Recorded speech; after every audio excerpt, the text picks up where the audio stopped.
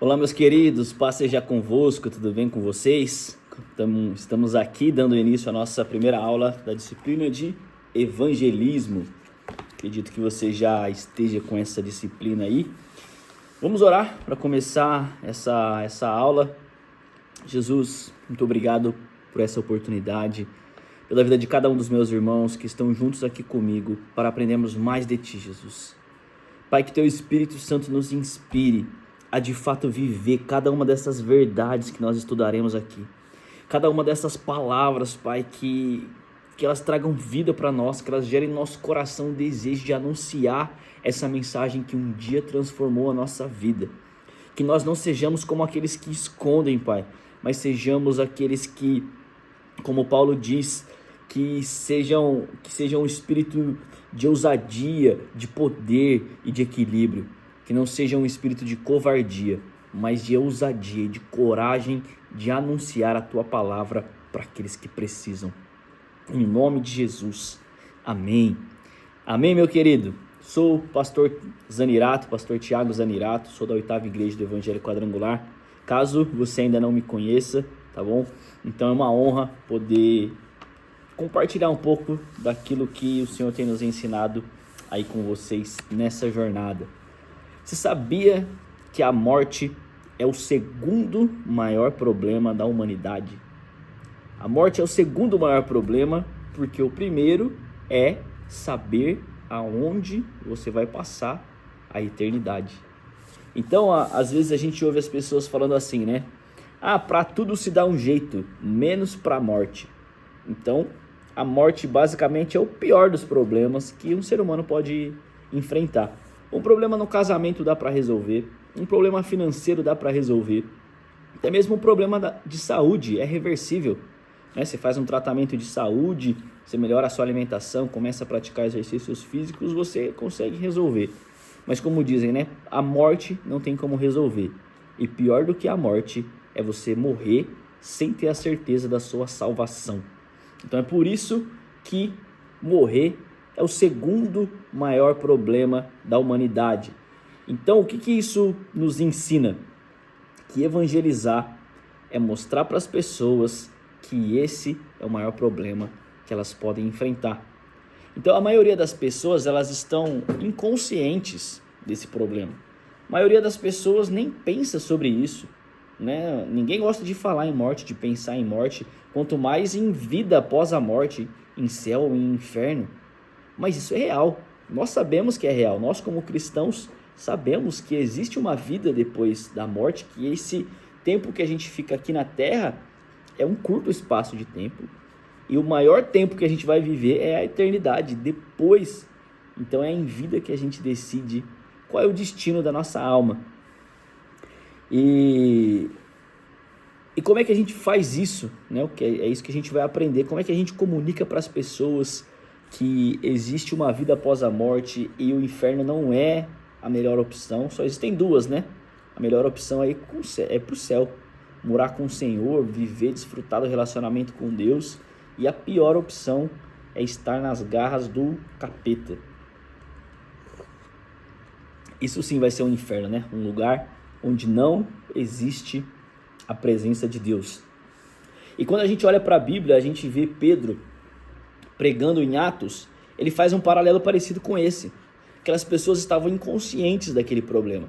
E ele começa a falar para elas assim, olha, aquele Jesus que vocês crucificaram, ele era o Cristo. Aquele Jesus era o Filho de Deus aqui que veio para salvar a gente. E naquele momento, Pedro está pregando inspirado pelo Espírito Santo. E essa pregação de Pedro faz com que 3.000 pessoas se convertam. E eles dizem assim, então o que faremos? E aí Pedro aconselha eles, né? Arrependam-se, cada um de vocês, e sejam batizados. Então, quando a gente mostra para as pessoas que existe um problema que elas precisam resolver, que é onde elas vão passar a eternidade, e que a gente mostra a solução, que a solução é se arrepender dos seus pecados, entregar sua vida para Jesus e receber o Espírito Santo, então a gente apresenta a solução para esse problema. Então, né, eu acredito que evangelizar é isso, é você ter estratégias para chegar nas pessoas e falar sobre isso, sobre a boa notícia que um dia nos transformou. Existia um vazio dentro de nós antes de Jesus. Talvez muitos de nós vivemos vidas de pecados completamente terríveis, né, para a sociedade, mas o amor de Deus um dia nos alcançou. Um dia a graça do Senhor Jesus nos alcançou e nós fomos transformados porque alguém foi ousado o suficiente para apresentar Jesus para nós, para falar: olha, esse teu comportamento está errado, cara. Se você conhecer a Bíblia, você quiser andar com Deus, você tem que mudar isso. Alguém teve a coragem de falar isso para a gente, inspirado pelo Espírito que nos convenceu do pecado, da justiça e do juízo. Então, nós precisamos fazer isso pelas pessoas. A apostila tem uma frase muito legal ali no comecinho, que ele diz assim, ó: cada coração com Cristo é um missionário e cada coração sem Cristo é um campo missionário. Então, uma vez que você recebeu Jesus, agora é tua missão passar Jesus para outra pessoa, levar esse evangelho para a próxima pessoa.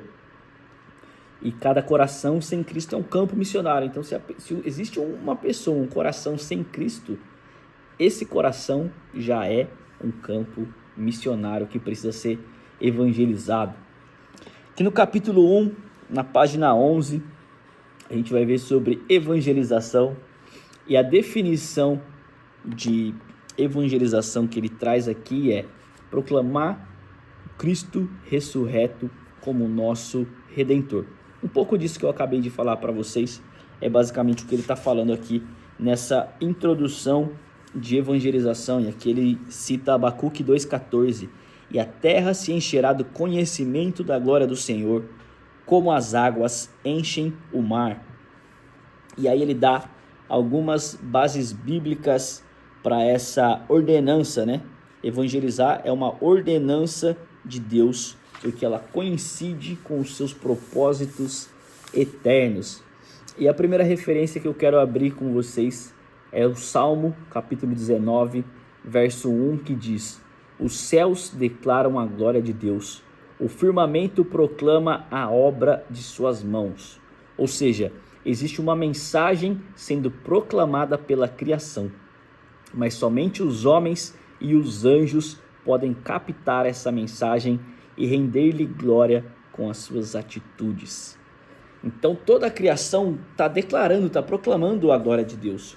Quando você olha para um nascer do sol, ou para um pôr do sol, ou para o mar, ou para uma árvore gigantesca, uma flor bem colorida, um pássaro, todas essas coisas da natureza te fazem olhar e falar: Deus é incrível, cara. Hoje mesmo eu fui fazer uma caminhada pela manhã e era cedinho, era 6 e pouquinho da manhã e estava amanhecendo, o sol nascendo assim, as nuvens estavam, parecia uma pintura mesmo, o céu alaranjado assim, o sol nascendo.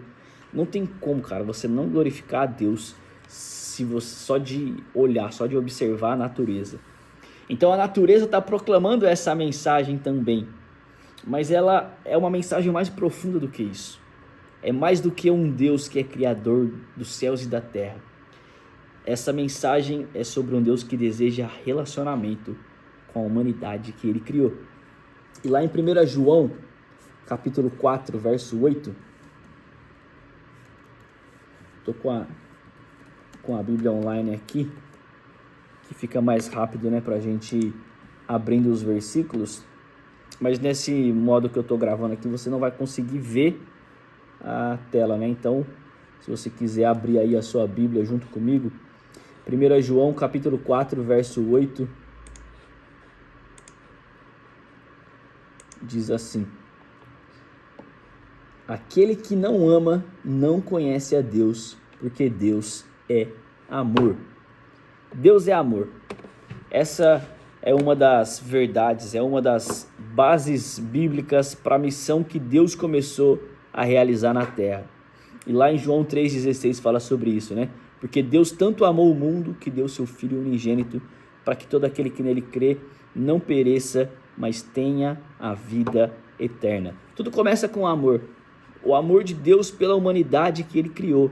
E mesmo com o pecado de Adão, ele continuou com um plano de salvar, de resgatar a humanidade, de ter relacionamento com esse homem que ele criou. Tudo que ele cria ele cria e diz, olha, e viu Deus que aquilo era bom.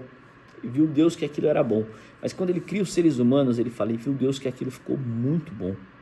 Então foi a melhor obra da criação, foi a humanidade. E lá em Gênesis 1:26, ele vai falar que Deus foi o primeiro missionário, né?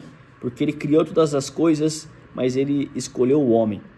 Ele criou anjos e querubins. O primeiro ministro que Deus tinha grande poder e livre arbítrio. É o que a gente está lendo ali na página 13 da apostila de evangelismo, se você quiser acompanhar. Lá em Gênesis 1:26, ele diz o seguinte. Gênesis 1, verso 26. E disse Deus, façamos o homem à nossa imagem, conforme a nossa semelhança, e domine sobre os peixes do mar, sobre as aves, sobre tudo. Criou Deus o homem à sua imagem, a imagem de Deus o criou, homem e mulher os criou. Deus nos fez a sua imagem e a sua semelhança, né? Porque a gente sabe que aconteceu uma treta lá no céu, né? Quando Satanás quis ser maior do que Deus. E eu acho importante a gente ver as bases bíblicas que falam sobre esse acontecimento, porque muitas vezes as pessoas questionam sobre a nossa fé. Ah, mas aonde que a Bíblia fala que o diabo é inimigo de Deus? E então, quando a gente lê lá em Ezequiel 28:12, a gente começa a entender tudo o que acontecia antes da criação da humanidade. Esse capítulo, ele tem várias referências bíblicas, tá? Então vamos anotando aí para a gente estar bem embasado biblicamente, não em achismo e não em histórias que a gente ouve por aí. Eu ia até pular alguma dessas referências, mas aqui não é só uma escola bíblica, né? Não é uma pregação, é uma aula de teologia. Então, como é um curso do Instituto Teológico, nós precisamos conhecer Bíblia. E a gente não pode ter preguiça de abrir Bíblia aqui na aula do ITQ, né?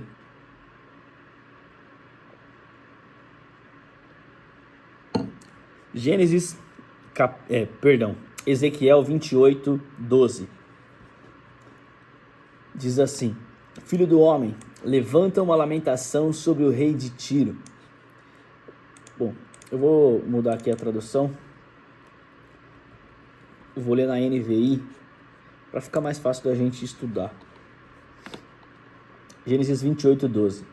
Filho do homem, erga um lamento a respeito de Tiro e diga-lhe: assim diz o soberano Senhor, você era um modelo de perfeição, cheio de sabedoria e de perfeita beleza. Você estava no Éden, no jardim de Deus. Todas as pedras preciosas o enfeitavam. Sárdio, topázio, diamante, berilo, ônix, jaspe, safira, carbúnculo e esmeralda. Seus engastes e guarnições eram feitos de ouro. Tudo foi preparado no dia em que você foi criado. Você foi ungido como um querubim guardião, pois para isso eu o determinei. Você estava no Monte Santo de Deus e caminhava entre as pedras fulgurantes. Você era inculpável em seus caminhos desde o dia em que foi criado, até que se achou maldade em você. Por meio do seu amplo comércio, você encheu-se de violência e pecou. Por isso eu o lancei em desgraça, para longe do monte de Deus, e eu o expulsei, ó querubim guardião, do meio das pedras fulgurantes. Seu coração tornou-se orgulhoso por causa da sua beleza, e você corrompeu a sua sabedoria por causa do seu esplendor. Por isso eu o atirei à terra e fiz de você um espetáculo para os reis. Aqui ele usa uma figura de linguagem como se fosse o rei de Tiro, né? Mas a gente entende que aqui ele está falando de Satanás enquanto um anjo, enquanto um querubim, enquanto alguém que habitava na presença de Deus, mas encabeçou uma rebelião e foi lançado, né, lá do paraíso, lá do início de tudo, e foi lançado à terra e foi despedaçado aqui na terra e fundou o inferno, levou a terça parte dos anjos com ele e se tornou o inimigo dos homens. Por quê? Porque quando Deus cria a humanidade, logo após essa rebelião causada por Lúcifer lá no céu, Deus cria a primazia, né, da criação. Deus cria o universo, Deus cria um homem para se relacionar com ele e desfrutarem de um certo tipo de empreendedorismo. Eu gosto muito de falar de empreendedorismo. E cuidar da terra era um empreendimento para Adão. Ele tinha tarefas, a função dele era melhorar a terra. E aí, ao final de cada ciclo, ele se reunia com Deus para dar relatório daquilo que ele havia feito. Olha, eu construí isso. Olha, eu consegui dar nome para aquele animal. Eu consegui cortar aquele pedaço de árvore e fiz uma jangada. Imagina que louco. Adão construindo coisas novas. Olha, eu consegui construir uma ferramenta. Agora o meu trabalho está mais fácil por causa dessa ferramenta que eu construí, dessa fruta que eu achei e misturei com essa e fiz um alimento. Descobri o fogo. Então cada uma dessas coisas era um empreendimento que Adão estava fazendo, né, na terra, melhorando a terra, e Deus tinha prazer em chegar e sentar para ouvir as coisas que Adão estava falando. E até hoje é assim. Deus tem prazer em ouvir você contar sobre o seu dia, sobre os seus planos, sobre como você tem usado os dons e talentos que Ele tem colocado em você. Quais são os recursos que você está precisando para concluir essa obra que Ele deu na tua mão? Falta um talento? Falta um recurso? Falta uma conexão? Falta pessoas? O que é que falta para você completar a sua missão? Peça isso para Deus, para que Ele te ajude aí nessa obra que está nas suas mãos a partir de agora. Então tudo começa com a missão de Deus. Deus está com a missão. Gênesis capítulo 3, verso 15.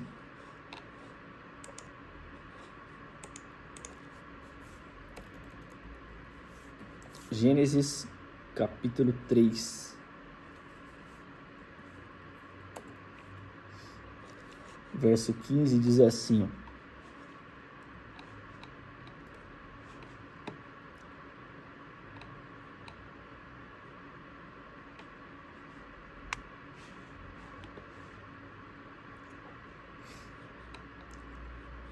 Lá do 14.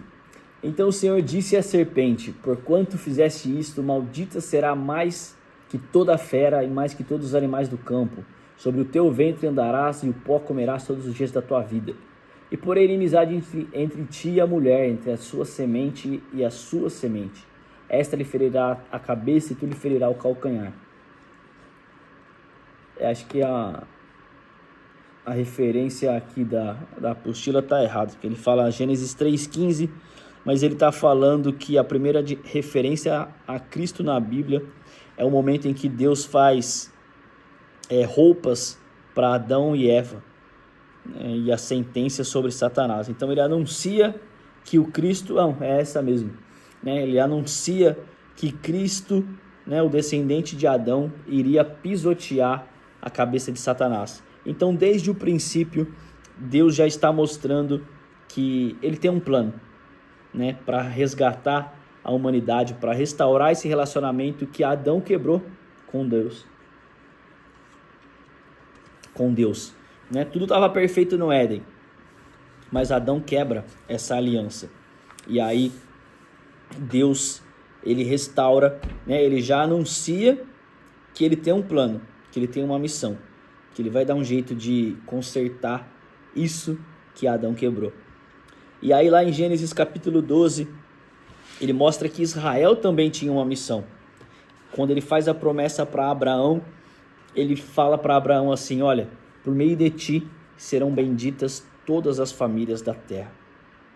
E aí, Deus tem uma missão, Israel tem uma missão e Jesus também tem uma missão.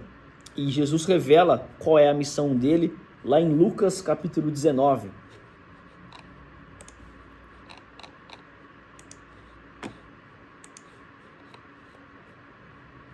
Lucas capítulo 19, no verso 10, diz assim: E disse-lhe Jesus: Hoje veio a salvação a esta casa, pois também é este filho de Abraão, porque o Filho do Homem veio buscar e salvar o que se havia perdido. Então Jesus revela, ele veio para salvar aqueles que estavam perdidos, para restaurar esse relacionamento com Deus. E aí Jesus deixa uma missão também para a igreja, que está lá em 1 Timóteo capítulo 3, verso 15.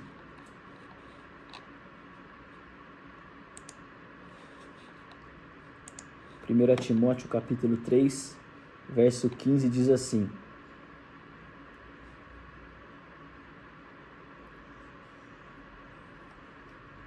Paulo falando, para Timóteo: Escrevo-te estas coisas esperando ir ver-te bem depressa, mas se eu demorar, para que saibas como convém andar na casa de Deus, que é a igreja do Deus vivo, a coluna e firmeza da verdade. E sem dúvida alguma, grande é o mistério da piedade. Deus se manifestou em carne, foi justificado no Espírito, visto por anjos, pregado aos gentios, crido no mundo e recebido acima na glória. Então a missão da igreja, como coluna e firmeza dessa verdade, é anunciar isso aqui, esse mistério de que Deus, o Deus que criou todas as coisas, se manifestou em carne, foi justificado no Espírito, foi visto pelos anjos, pregado aos gentios, crido no mundo e recebido acima na glória. Essa é a mensagem que a igreja tem como missão compartilhar com o mundo. E aí ele traz ali na página 14 mais uma série de versículos para a gente usar como referência, Marcos 16:15, que é o ide por todo mundo e pregar o evangelho.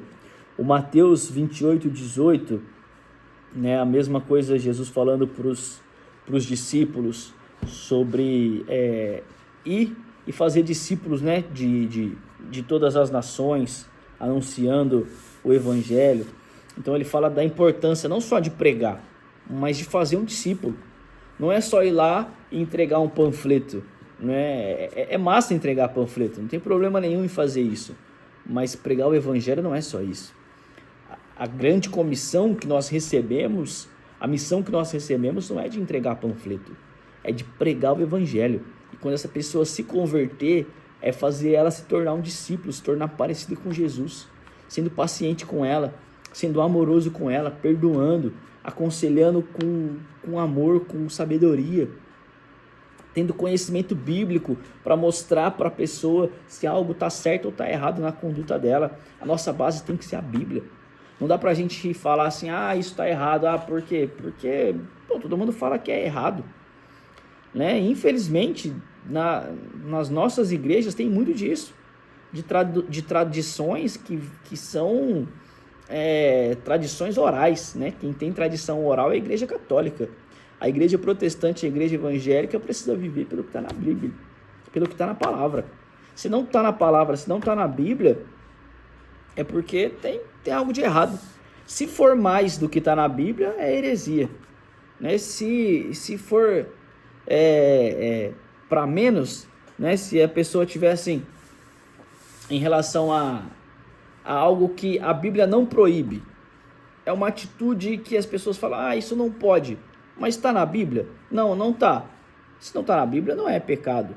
Mas se a Bíblia ensina sobre um princípio que está sendo quebrado com aquela atitude, então se torna um pecado. Agora, é importante que a gente conheça a palavra para que a gente saiba fundamentar o porquê dos nossos conselhos, das nossas decisões enquanto líder, enquanto pastor auxiliar, enquanto professor de escola bíblica, seja qual for a missão, o cargo que você almeja com o Instituto Teológico. Então, isso é muito importante para o evangelismo, para a gente não ficar só naquela porta de entrada, né? Ah, beleza, você se salvou, você reconheceu Jesus como Salvador, agora senta aí no banco e seja membro da igreja. Não. Nós temos que levar as pessoas, ajudar as pessoas a irem para níveis mais profundos. Cara, Jesus não morreu só para a pessoa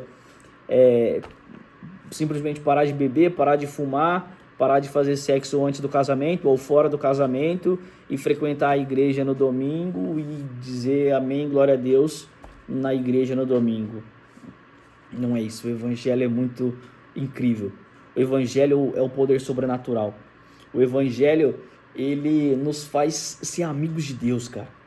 E ser amigos de Deus nos traz uma responsabilidade gigante como filho de demonstrar a glória dele em tudo que a gente faz. Então as coisas que a gente faz no nosso dia a dia tem que revelar a glória de Deus. Então eu creio que evangelizar é isso.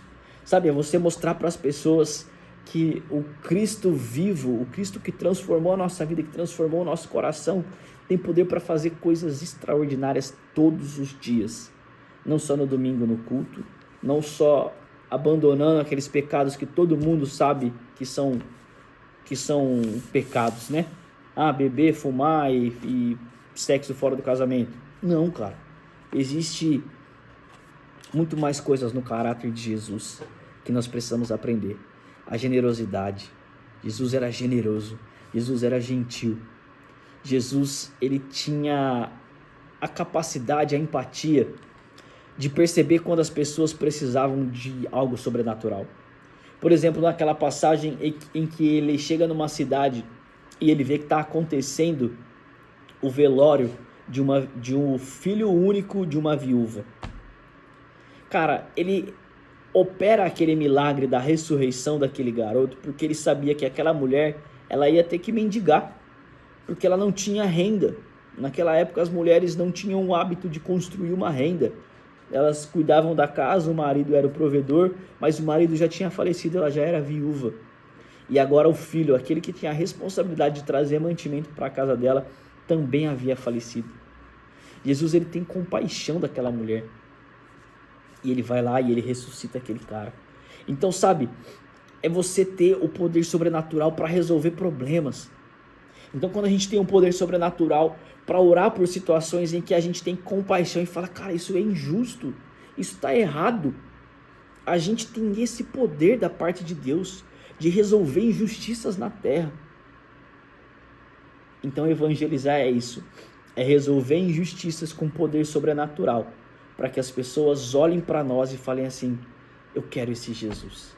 Eu quero esse poder que você tem. Eu quero esse amor que você me amou, você me constrangeu com esse amor, então eu preciso retribuir esse amor de alguma forma.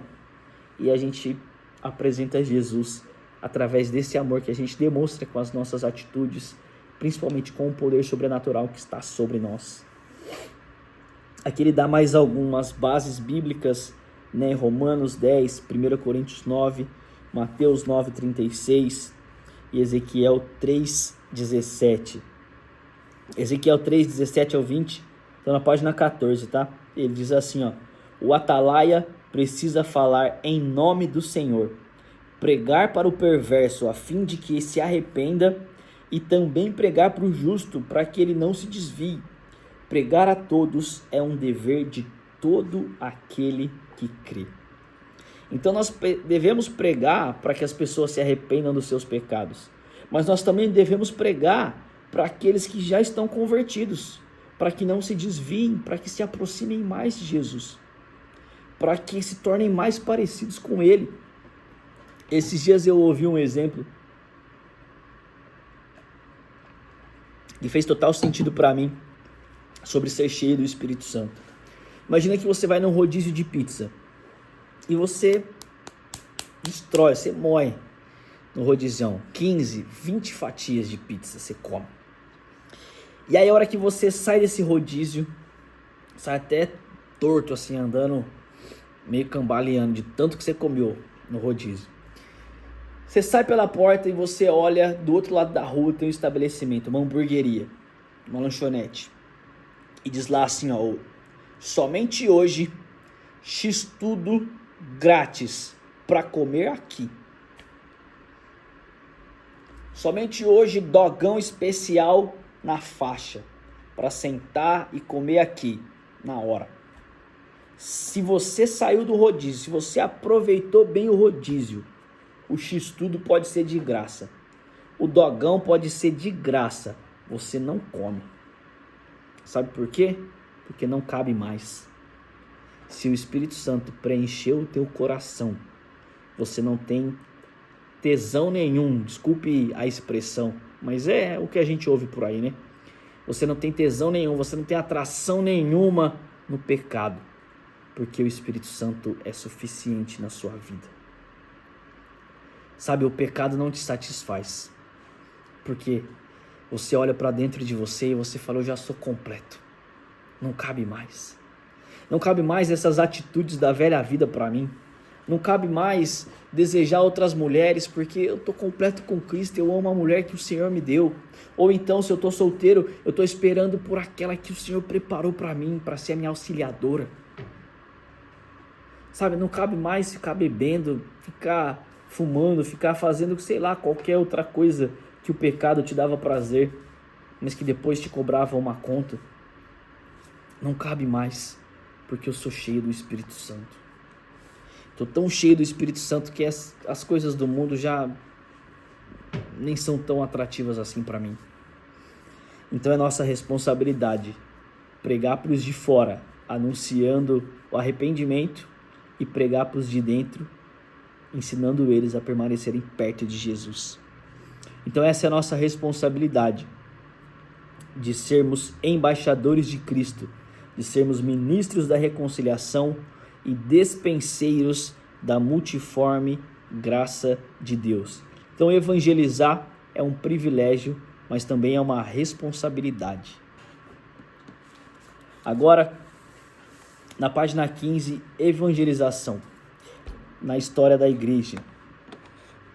Deixa eu só voltar para o meu esboço aqui, para ver se eu não deixei passar nada.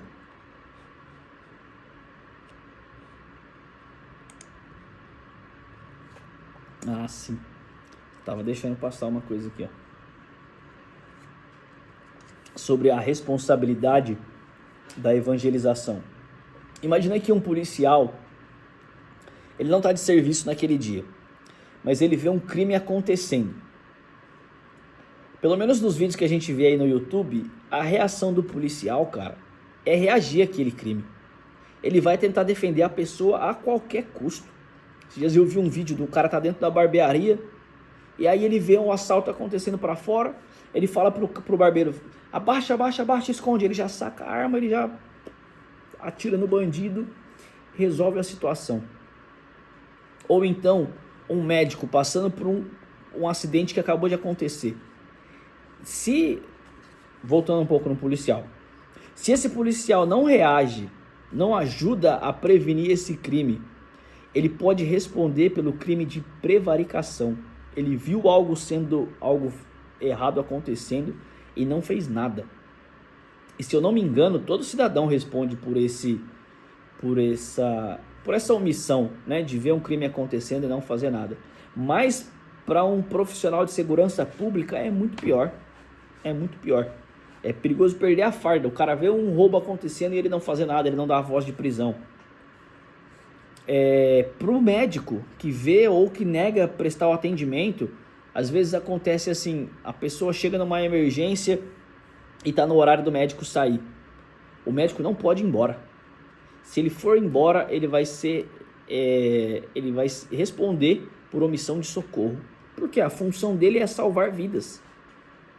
Agora, se existe na lei civil, na lei dos homens, que é tão injusta, previsão de punição para aqueles que trabalham com a segurança pública e não defendem as pessoas, para aqueles que trabalham com saúde e não salvam vidas, imagina para um cristão que está vendo alguém ir para o inferno e não fala nada.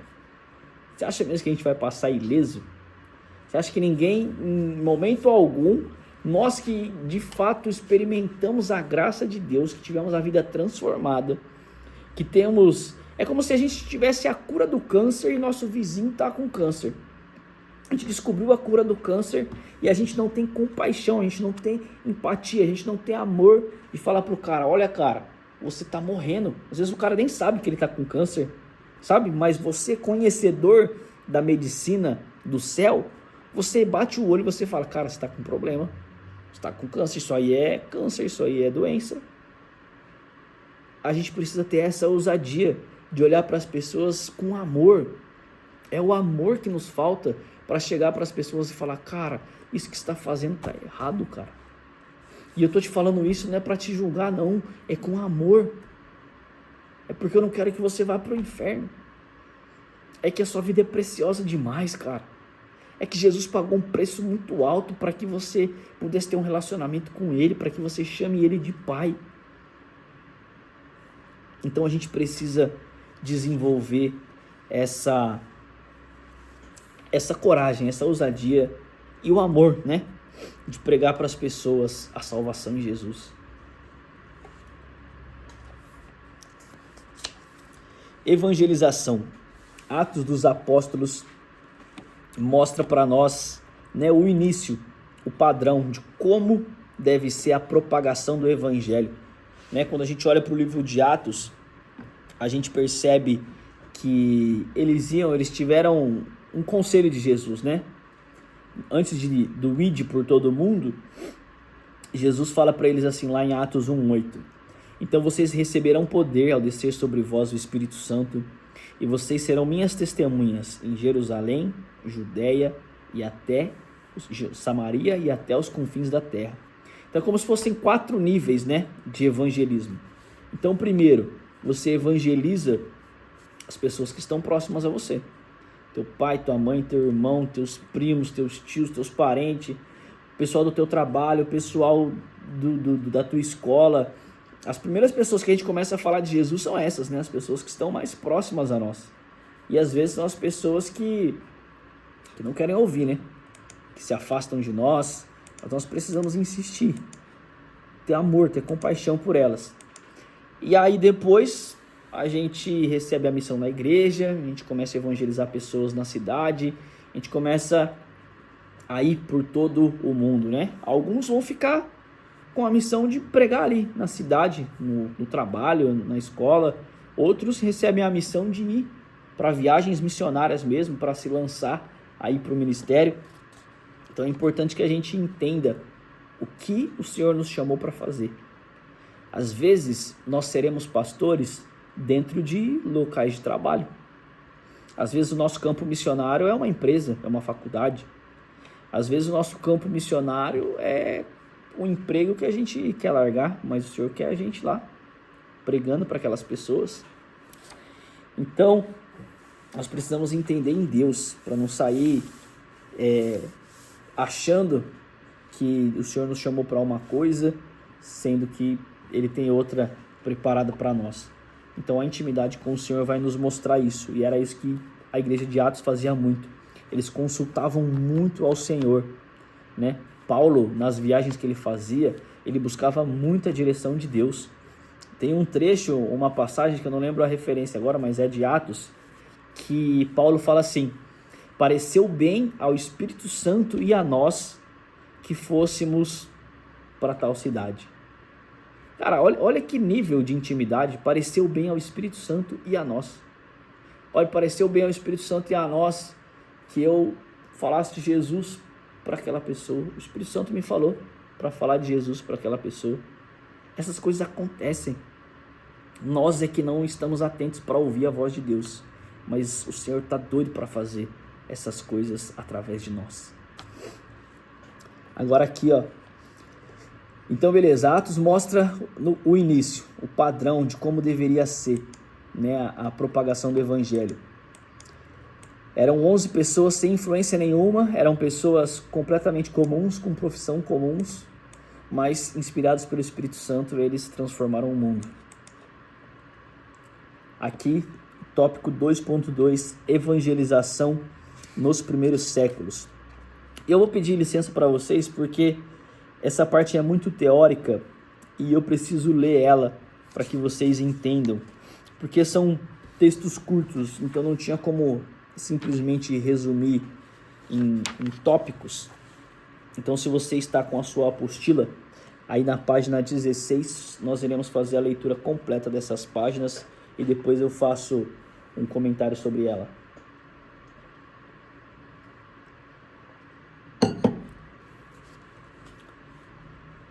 Diz assim, 2.2 Evangelização nos primeiros séculos.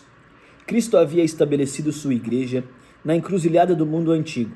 As rotas comerciais traziam mercadores e embaixadores através da Palestina, onde eles entravam em contato com o evangelho. Dessa maneira, no livro de Atos vemos a conversão de oficiais romanos da Etiópia e de outras terras. Logo depois da morte de Estevão, a igreja deu início a uma atividade sistemática para levar o evangelho a outras nações. Pedro visitou as principais cidades da Palestina, pregando tanto a judeus como aos gentios. Outros foram para a Fenícia, Chipre, Antioquia, entre outros. Ouvindo que o evangelho era bem recebido nessas regiões, a igreja de Jerusalém enviou Barnabé para incentivar os novos cristãos em Antioquia. Barnabé a seguir foi para Tarso em busca do jovem convertido Saulo e o levou para Antioquia, onde ensinaram na igreja durante 1 ano. Um profeta por nome Ágabo predisse que o Império Romano sofreria uma grande fome sob o governo do imperador Cláudio. Herodes Agripa estava perseguindo a igreja em Jerusalém. Ele já havia executado Tiago, irmão de João, e tinha lançado Pedro na prisão. Assim, os cristãos de Antioquia coletaram dinheiro para enviar a seus amigos em Jerusalém e despacharam Barnabé e Paulo com socorro. Os dois voltaram de Jerusalém levando um jovem chamado João Marcos. Por essa ocasião, diversos evangelistas haviam surgido no meio da igreja de Antioquia, de modo que a congregação enviou Barnabé e Paulo numa viagem missionária à Ásia Menor. Essa foi a primeira das 3 grandes viagens missionárias que Paulo fez para levar o evangelho aos recantos longínquos do Império Romano.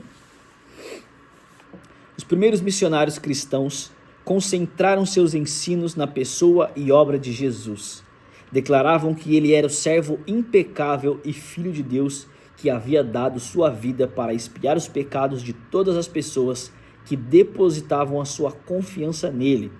Ele era aquele a quem Deus ressuscitou dos mortos para derrotar o poder do pecado. A igreja espalhada, Atos 7-12. A perseguição foi o instrumento usado por Deus para desaglutinar a igreja de Jerusalém e alcançar outros povos. Jerusalém e Judeia. A igreja inicialmente se concentrou em Jerusalém, entretanto o propósito de Deus era levar o evangelho a outras regiões e por fim a todas as nações. Ocorreu então que com a perseguição vinda diretamente contra a igreja de Jerusalém, os que foram dispersos começaram a pregar em toda a parte por onde passavam. Com a morte de Estevão, nos capítulos 6 e 7, as testemunhas de Jesus foram espalhadas. Samaria. Felipe prega em Samaria. Em missão transcultural, ele prega ao etíope, um alto oficial da rainha de Candace, que crê e pede para ser batizado naquele mesmo dia. A história indica que aquele etíope pode ter preparado o caminho para o posterior estabelecimento de milhares de igrejas no longínquo Vale do Nilo, na África. C. Gentil romano. Pedro prega para Cornélio, um centurião romano. Foi difícil para Pedro, ainda que cheio do Espírito Santo, aceitar a conversão de um gentio. Mas, após uma visão, entendeu que Deus não faz acepção de pessoas. E D. Até os confins da terra. Saulo, escolhido por Deus para levar a mensagem aos gentios, cumpre com êxito a sua tarefa.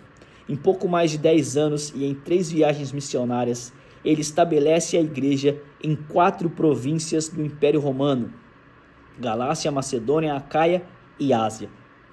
Então aqui está o resumo do livro de Atos, de como eles de fato cumpriram aquela comissão de Jesus, de ir por todo mundo. Eles começaram pregando ali em Jerusalém e Judéia. De repente vem a perseguição aos judeus por causa do imperador. Felipe está fugindo e ele prega em Samaria. Pedro, ele é inspirado pelo Espírito Santo e ele prega para um romano, para um oficial romano. E Barnabé e Saulo saem fazendo viagens missionárias e aí espalhando o evangelho até os confins da terra. E aí de lá para cá aconteceram alguns movimentos de avivamento e evangelismo, né, que são momentos em que parece que Deus toca a terra e o evangelho se expande, se alastra assim, como se alguém riscasse um fósforo e tivesse gasolina em algumas pessoas, né? Porque se espalha muito rápido. Acontecem efeitos sobrenaturais em cidades que o avivamento começa a acontecer, e você percebe que o avivamento, o que ele faz? Ele não causa só pessoas mais aleluiadas, a sociedade começa a ser influenciada, né? As grandes universidades de Cambridge e Harvard são frutos de avivamento. A gente vê histórias, se não me engano, no país de Gales, em que quando acontece um avivamento, a colheita dos camponeses, dos fazendeiros da época, começa a prosperar absurdamente.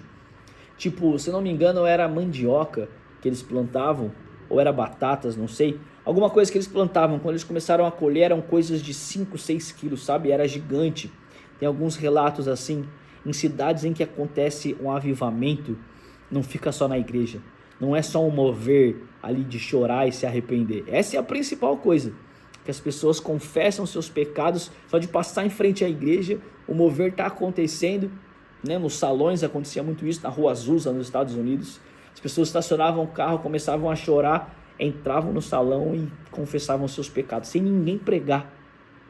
O mover, o ambiente estava propício para um derramamento do Espírito. E aí a sociedade começa a colher os frutos, porque as pessoas ficam mais justas, ficam mais honestas, os índices de criminalidade caem, os índices de crimes, né, de roubo, de furto, de sequestro, de venda de drogas, todos os índices malignos eles caem, suicídio, e começa a acontecer a justiça, e começa a acontecer a paz e a alegria naquelas cidades em que o avivamento está acontecendo.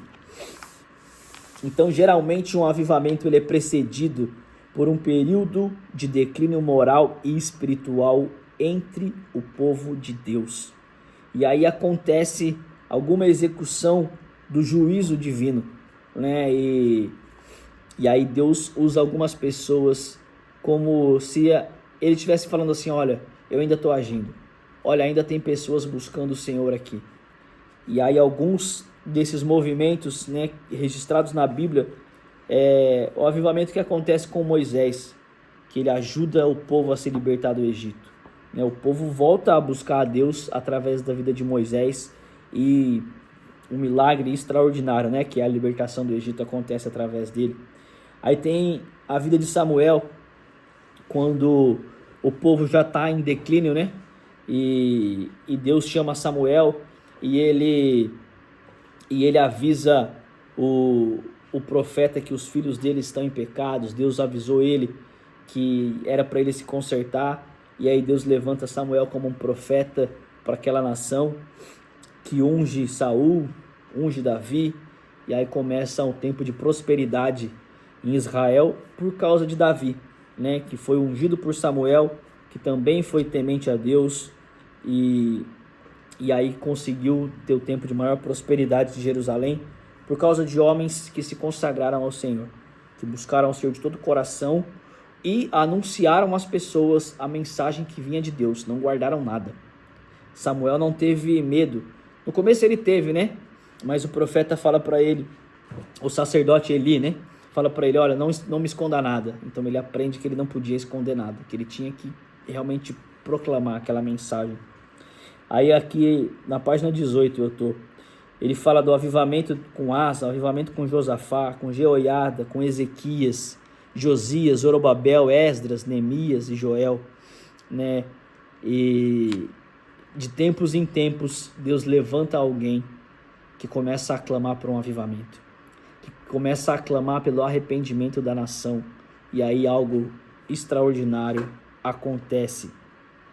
Embora essa ação tenha sido diferente em cada avivamento, a mais frequente tomada era da Assembleia Solene. E aí ele dá os exemplos, né, em que um mover do Espírito Santo acontece com as pessoas reunidas. Em Êxodo 33, em 1 Samuel, em 2 Samuel. E o poderoso derramamento do Espírito Santo no dia de Pentecostes, inaugura o avivamento que Jesus havia prometido. Marca-se assim o início de uma nova era na história da redenção.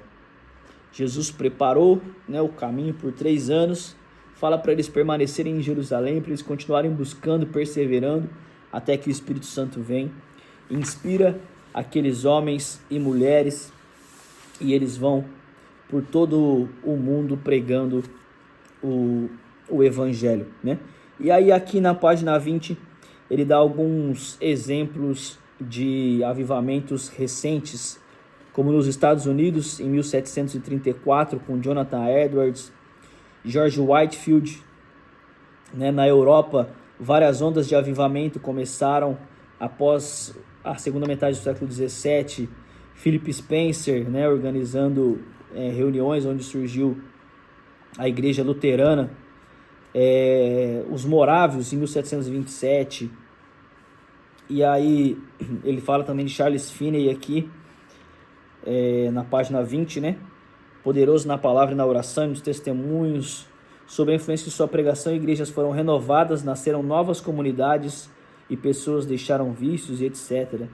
Charles Spurgeon, muito conhecido, por nós, calcula-se que, mas aqui ele está falando de Dwight L. Moody, esse eu realmente não conhecia, mas calcula-se que cerca de 500 mil pessoas entregaram-se a Cristo por seu intermédio, pela pregação da sua palavra.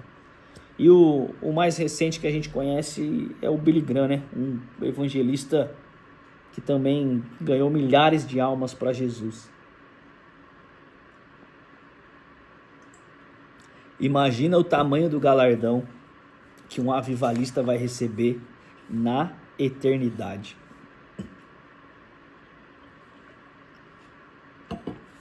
Ou seja, ganhar almas é um papel do Espírito Santo. Nós somos apenas o veículo, o instrumento. Nossa verdadeira missão é buscar poder sobrenatural e deixar o Espírito Santo fazer a obra.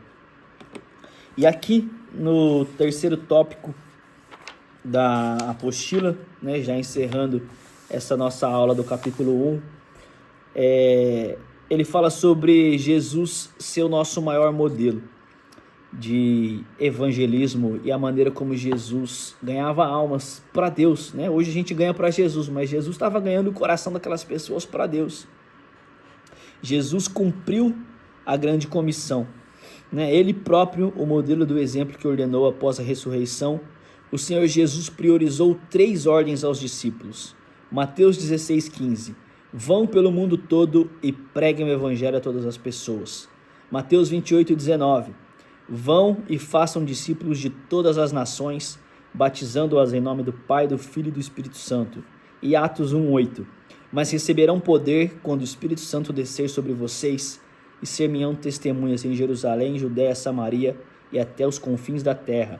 Essas 3 passagens são suficientes para descrever a prioridade do Senhor, que é a evangelização do mundo. Antes da ressurreição, Jesus já havia dito: este evangelho do reino será pregado em todo o mundo como testemunho a todas as nações, e então virá o fim. Dica: esse trecho que eu acabei de ler aqui, esses 3 versículos, é a resposta de uma das perguntas lá da autoatividade, tá?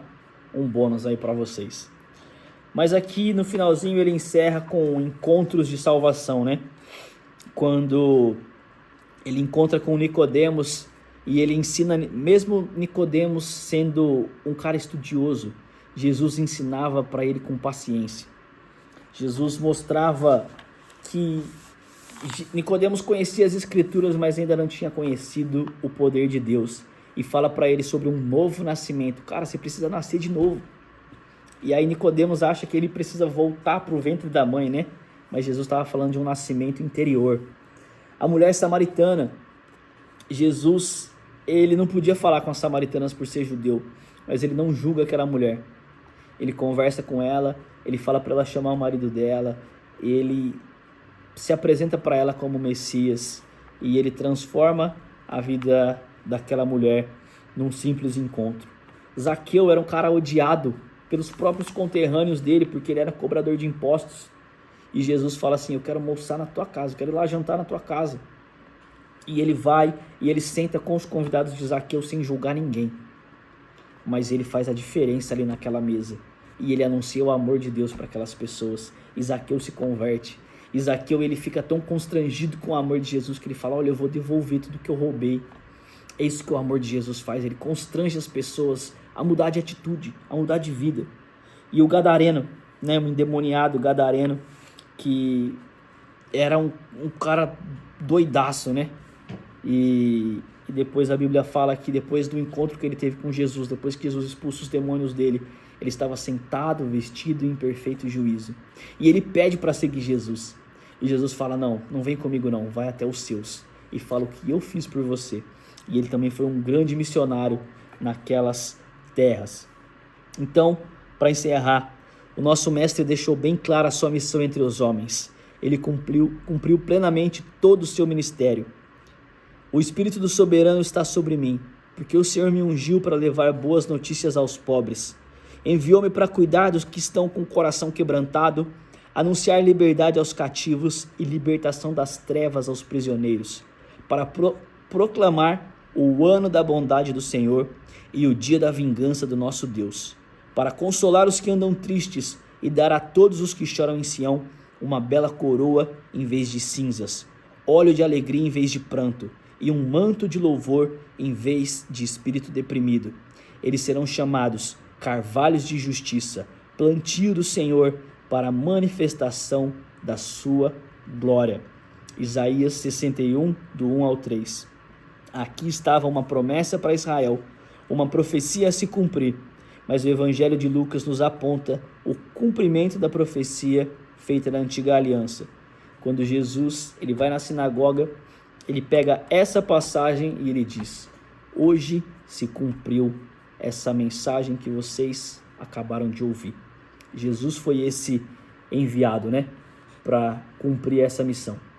Então Jesus cumpriu plenamente a missão que ele recebeu de Deus aqui na terra. Agora é a nossa vez. Que Deus te abençoe, faça bons estudos, se você precisar volte e retorne essa aula, se você tiver alguma dúvida, algum ponto que talvez eu possa ter acabado pulando ou falei muito rápido, me chama no WhatsApp que com certeza eu estou à disposição para te ajudar a entender, a se inspirar, a ser cheio do Espírito Santo e a pregar essa mensagem maravilhosa aí do reino que nos salvou e tem poder para transformar a vida de toda a humanidade. Um beijo no seu coração e até mais.